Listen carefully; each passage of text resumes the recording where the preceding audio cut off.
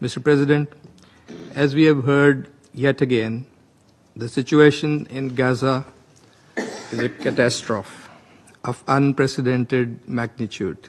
Nowhere in the world has international law been trampled with such brazen impunity as in the occupied Palestine by Israel, the occupying power. One aspect of this harrowing reality is illustrated by the recent report of the High Commissioner for Human Rights on attacks against healthcare infrastructure in Gaza. It lays bare a truth we cannot afford to ignore, as you also explained at length in your statement, Mr. President. Between October 2023 and June 2024, at least 136 strikes were carried out on 27 hospitals and 12 other medical facilities. Over 500 healthcare workers lost their lives.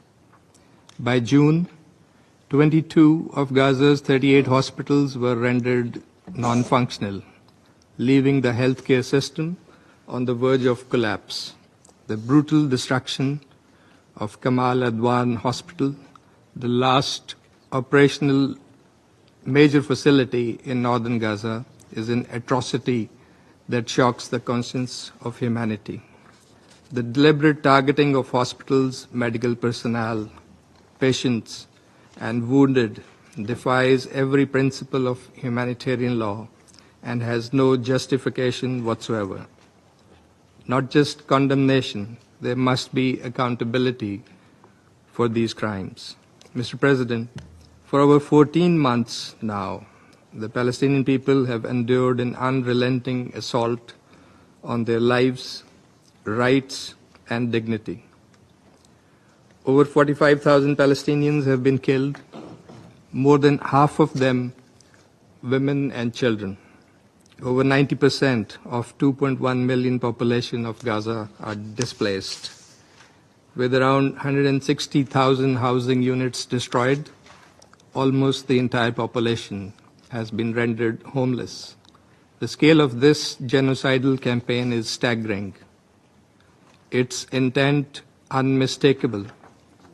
Gaza's homes, schools, hospitals, and even its cultural heritage lay in ruins. Even the UN and its personnel have not been spared. This is not a war. It is a campaign of dispossession, ethnic cleansing, and annihilation. The indiscriminate bombing of civilians and the systematic destruction of critical infrastructure are not isolated incidents. These are calculated acts aimed at erasing an entire people from their homeland. Mr. President, for decades, this Council has passed resolutions. The International Court of Justice has issued rulings, and the world has cried out for justice. Yet this Council is inexplicably paralyzed, undermining its own authority and credibility in the process. It is a pivotal moment for the Council to take immediate and decisive actions, and we are thinking these should be on the following lines. Ceasefire now. The Council must demand and put in place an immediate and unconditional ceasefire to halt bloodshed and destruction in Gaza. Lift the blockade. The inhuman blockade of Gaza must be lifted without delay.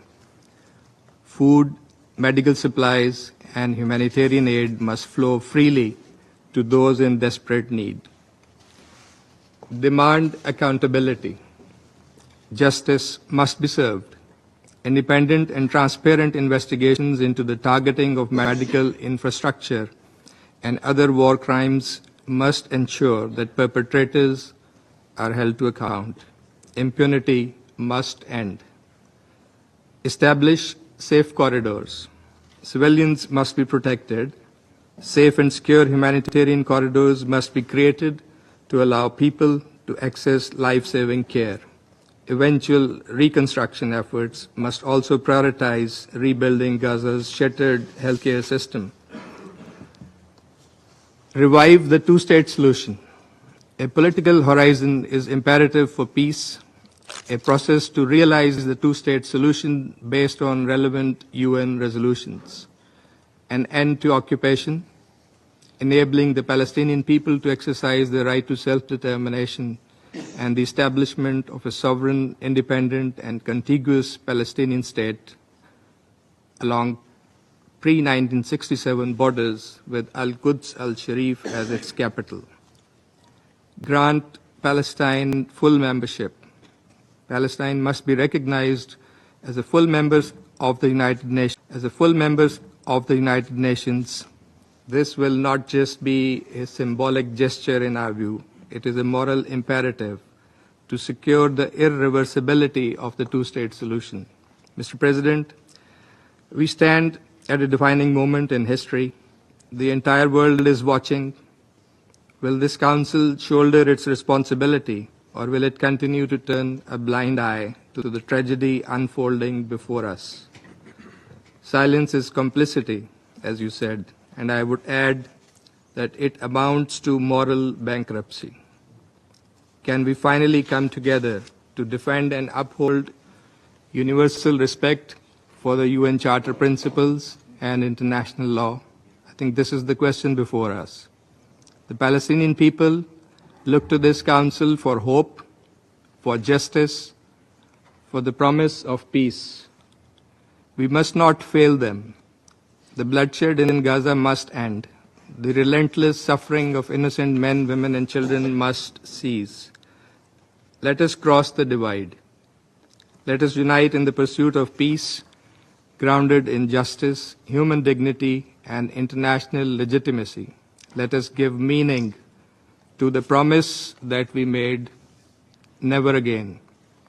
Silence is complicity, as you said, and I would add that it amounts to moral bankruptcy. Can we finally come together to defend and uphold universal respect for the UN Charter principles and international law? I think this is the question before us. The Palestinian people look to this Council for hope, for justice, for the promise of peace. We must not fail them. The bloodshed in Gaza must end. The relentless suffering of innocent men, women, and children must cease. Let us cross the divide. Let us unite in the pursuit of peace, grounded in justice, human dignity, and international legitimacy. Let us give meaning to the promise that we made, never again. Let us prove the skeptics wrong. Let us act now. I thank you.